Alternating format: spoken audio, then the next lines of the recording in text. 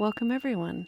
This is Recovery Dharma. My name is Julia. I'm one of the facilitators of our community in this beautiful practice, and I'm so happy to be here this evening. I'd like to begin our practice with a sentiment of metta. I've invited the chime to sing, and now I'd like to share with you just a mantra, a phrase of loving kindness as a way to focus the mind, to really call your mind and your heart into attention so that they can harmonize.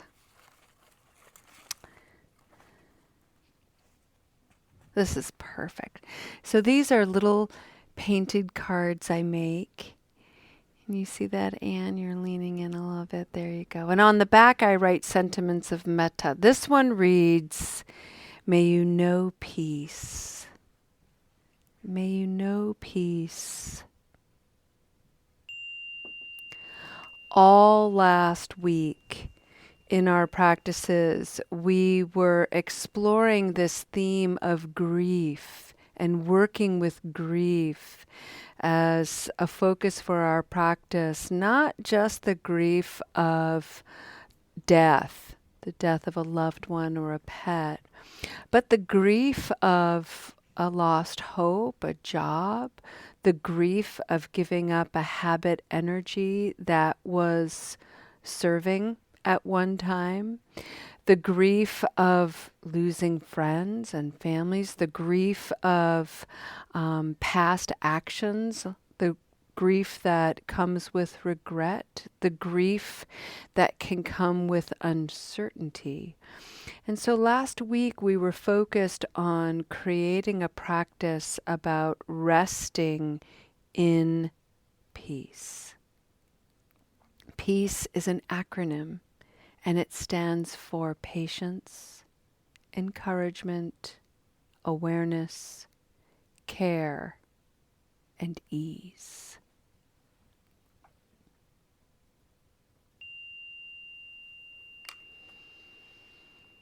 For our practice this evening, I'd like you to find in your body a posture that feels at peace.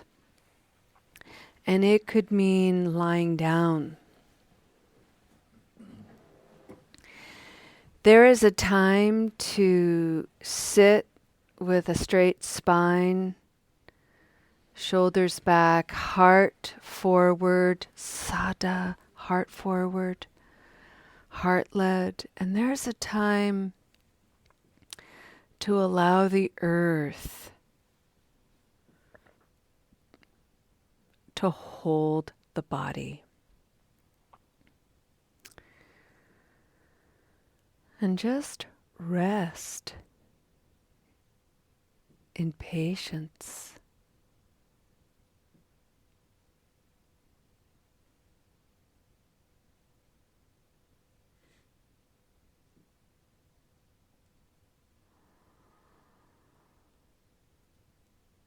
We're so often in a hurry to get to where we think we should be. I should be farther along on this journey of recovery. And that thought negates where you are. Because wherever you think you should be, you're not there, you're here. And you have a wonderful opportunity to invite being here to be perfect. What if being right where you are is precisely as it was meant to be? Simply because that's where you are. It's not complicated. But the mind loves to tell story. And the mind, when it's untrained, has a propensity to tell negative stories. And so we have to evoke the heart and soften the heart and open the heart and allow the heart's wisdom to speak.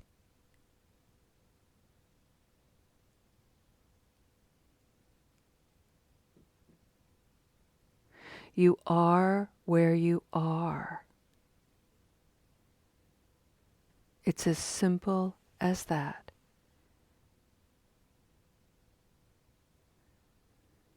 And where you are is probably a wonderful constellation of brightness and shadow, ease and challenge, clarity and confusion. And so we take a deep breath and allow patience to be with us as well.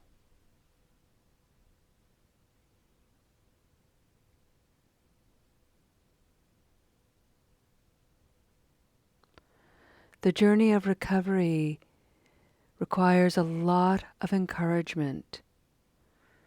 And we have a society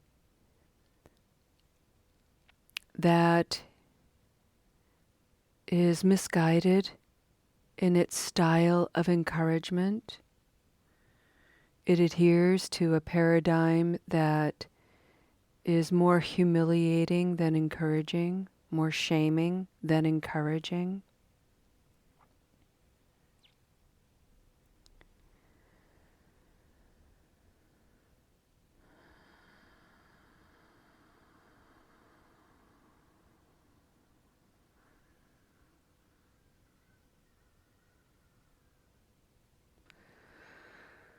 One of the most powerful avenues of encouragement, I think, in the Buddhist practice is the notion of karma.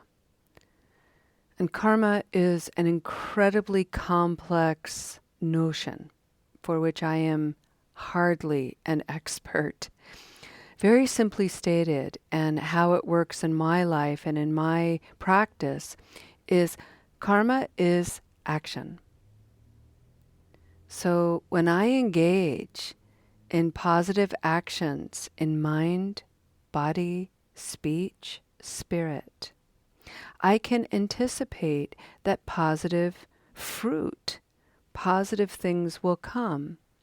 When I experience negative things that I don't like, that make me mad and uncomfortable, that are frustrating and hurtful, I know that my karma is ripening. Some negative action I have engaged is coming to my attention. This is what started the practice ugh to ooh. So every time I encounter something where I'm like, ugh, this jerk on social media is being so lame, I can hardly tolerate them, I just want to rip them a new one, blah, blah, blah. That is my negative karma ripening. That antagonist has come into my life because I too, just like me, have been an antagonist. So when I feel that, ooh, I have an opportunity to look at that. See what I can learn. I don't have to engage as an antagonist. That's positive action, positive karma. I can try to see from their point of view. I can remember they are just like me.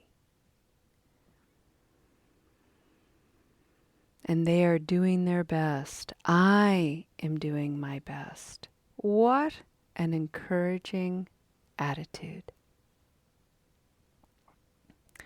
None of this happens in the absence of awareness.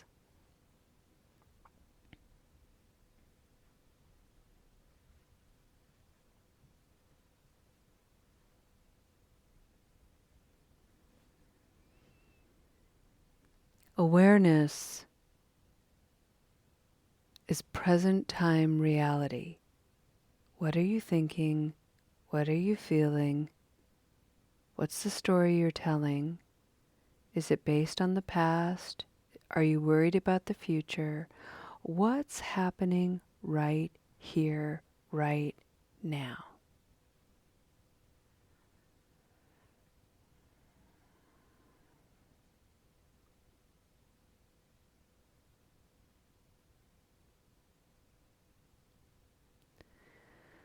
To come into awareness, to allow your mind to wander into the past and to bring it back into the present is an act of care. Deep, deep care. And when you can care for yourself, that extends out into the world and is of benefit to so many other people.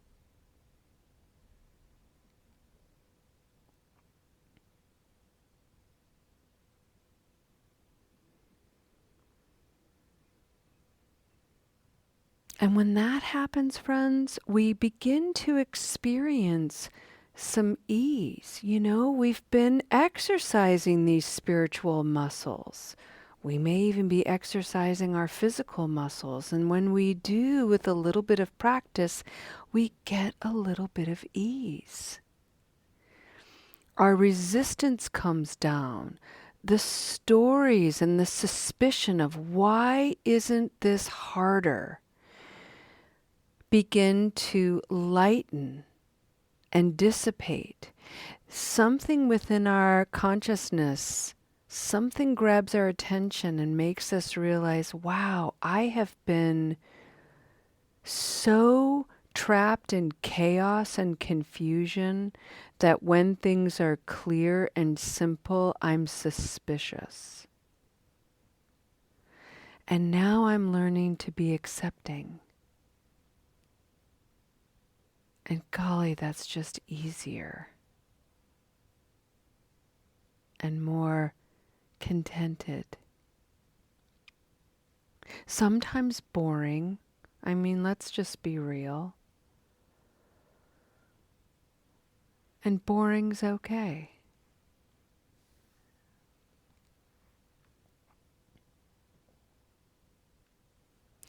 And when we're bored, and we've got that old familiar voice teasing and taunting, little cravings in the mind and in the body, we cycle back to patience. This is going to take time.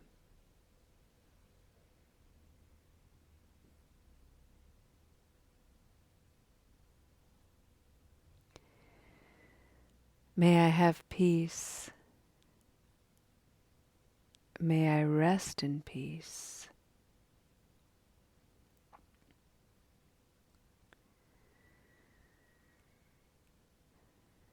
May you have peace. May you rest in peace.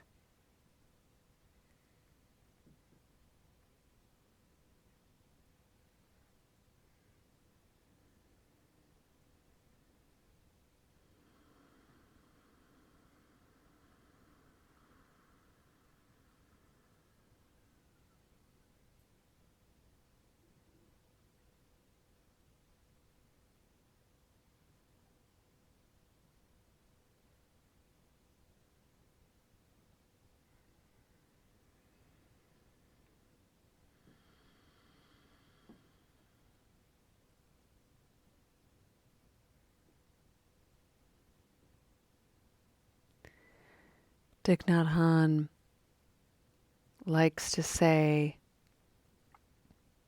in the garden of my heart, the flowers of peace bloom beautifully.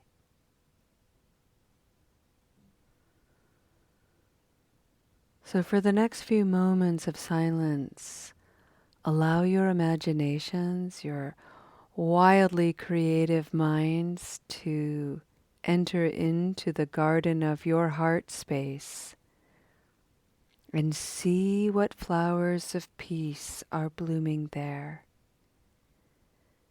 And may you celebrate their beauty.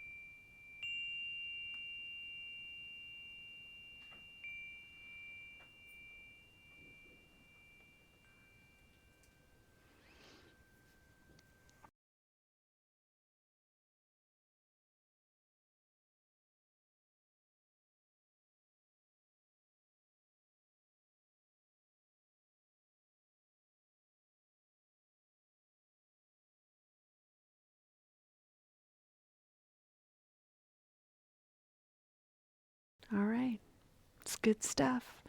Let's go ahead and end our practice, friends, with the dedication of merit.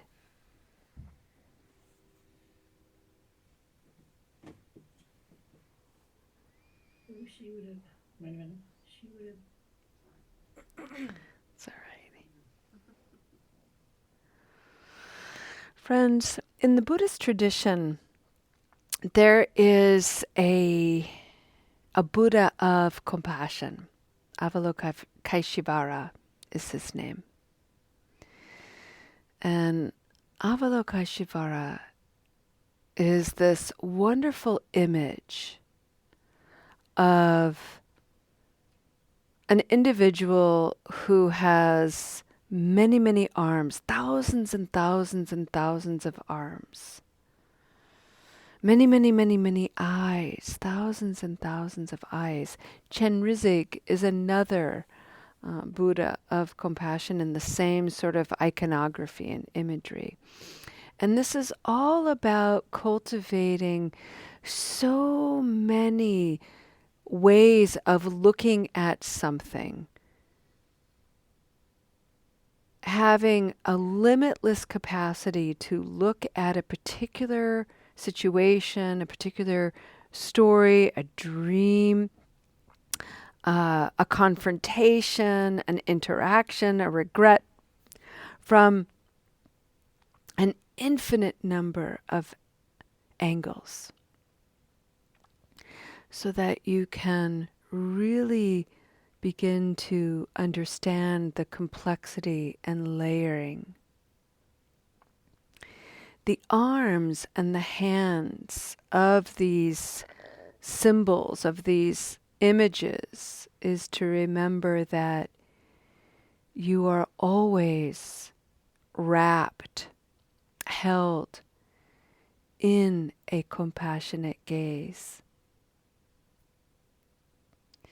And being held and wrapped in a compassionate gaze is meant to encourage you to act with compassion, to act with wisdom,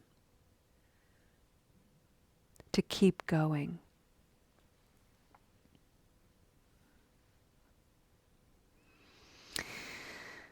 We end this practice knowing that we carry 3 jewels. The Buddha, human being just like you and me, who was able to awaken to the causes and conditions of his suffering as well as all suffering. We have the jewel of the Dharma. These are the teachings of the Buddha. There are many, many, many, thousands and thousands, and they are always open to us. You don't have to earn the right. You don't have to be perfected. The universal Dharma door is already open. And the 3rd jewel is the Sangha, this community of wise friends, sisters and brothers, sharing our good hearts, bodhicitta, really allowing our Buddha nature to come alive, come out of the shadows and into the light, to be of benefit to all. Thank you for your beautiful practice, friends. We'll see you next time. Namaste.